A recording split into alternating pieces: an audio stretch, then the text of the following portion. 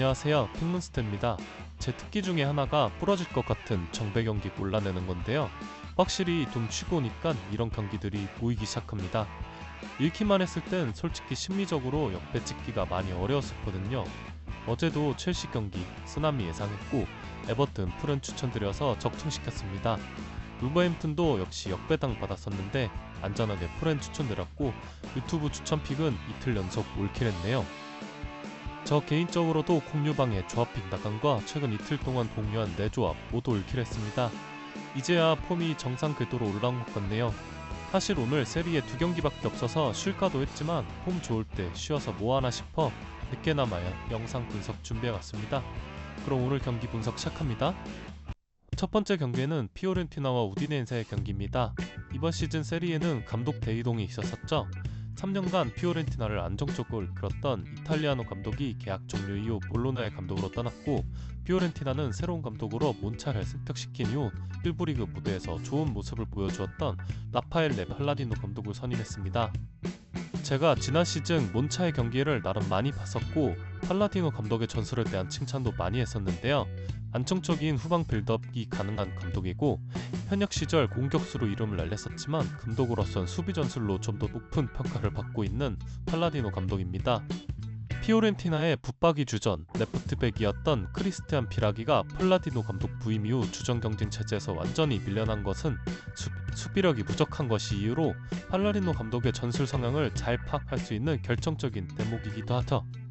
4-2-3-1 포메이션을 사용하는데 B클럽 출신의 투굴란테 미드필더들의 활약이 상당히 좋습니다.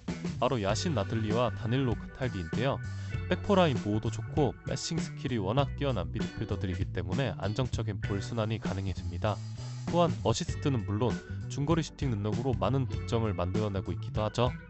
또한 모이스 킨이 피오렌티나에서 특히나마 포텐이 터지는 모습인데 이번 시즌 공식전에서 벌써 13골을 기록하고 있습니다. 지난 시즌 리그 15위로 마감했지만 강등권과 승점 격차는 단 2점 차이로 시즌 막바지까지 강등권에서 자유롭지 못했던 우디네세는 독일 출신의 코스타 누나이치 감독을 새롭게 선임했습니다. 참고로 이 감독은 빅리그 경험이 전무한 감독이죠. 리그에서 6승 2무 8패로 9위를 기록 중인데 나쁘지 않은 흐름입니다. 우디네세 강점은 플로리안 토벤과 로렌초 루카의 최전방 빅앤 스몰 투톱 조합이라고 생각하는데 특히 플로리안 토벤이 대부분의 공격을 진두지휘하기 때문에 토뱅이 막히는 경기에서 우디네세가 힘이 많이 빠지는 경우가 많죠. 백3 포메이션을 사용하고 수비시 백파이브 형태로 많은 숫자를 수비에 투자하는 팀이지만 수비수들의 퀄리티가 굉장히 떨어지는 팀이라고 생각합니다. 특히 원정에서 실점률이 늘어나는데 이번 시즌 리그 기준으로 원정 8경기에서 모두 클린시트에 실패했죠. 피오렌티나의 이번 시즌 모든 리그 경기에 출전한 나이트백 구두가 징계로 결정하는 부분은 아쉽습니다. 피렌체의 경기를 보면 전술적으로도 매우 핵심 선수이죠. 활발한 오버래핑 이후 공격에서 보여주는 재능도 뛰어나지만 수민 커버 정도도 빠르고 지구력이 뛰어납니다. 이번 시즌 피오렌티나에서 압도적으로 많은 출전 시간을 기록한 선수인 것만 봐도 이 선수의 중요도를 알 수 있는 대목이죠. 대체 자원은 마이클 카요데인데 이 선수가 두두에게 빌려서 출전 시간은 적긴 하지만 지난 시즌 꽤 많은 출전 시간을 받으며 괜찮은 활약을 보여줬었고 이번 시즌도 유로파 컨퍼런스 리그 경기에선 선발로 활약했는데 수비력도 좋지만 드리블과 패스 능력이 뛰어난 현대 축구에 딱 어울리는 풀백의 재능을 갖고 있는 선수이기 때문에 두수가 빠지는 첫 경기라도 크게 어색하지는 않을 거라 생각합니다. 피오렌티나의 리그 8연승 행진이 직전 볼로나 원정에서 마감되었습니다. 공교롭게도 이탈리아노 감독을 상대로요. 하지만 홈으로 돌아온 이번 일정에서 다시 분위기를 끌어올릴 수 있을 거라고 생각합니다. 이번 시즌 피오렌티나가 홈에서 보여주는 퍼포먼스가 매우 좋거든요. 앞서 말했듯 우디네세는 이번 시즌 리그 원정 경기에서 모두 클린시트에 실패하고 있기 때문에 이 경기는 피오렌티나의 정배당 승리가 나올 가능성이 매우 높습니다.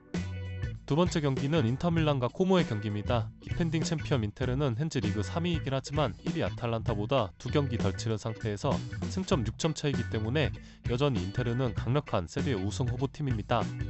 지지난 경기였죠. 라치오 원정에서 0대6 대승을 기록하며 득점 기록이 뻥튀기 되긴 했지만 지난 리그 15경기 40골은 엄청난 득점 페이스이며 득점 분포가 공격수부터 미드필더, 수비수까지 굉장히 고르게 분포되어 있는 부분은 이번 시즌 인터밀란의 강점 중에 하나입니다.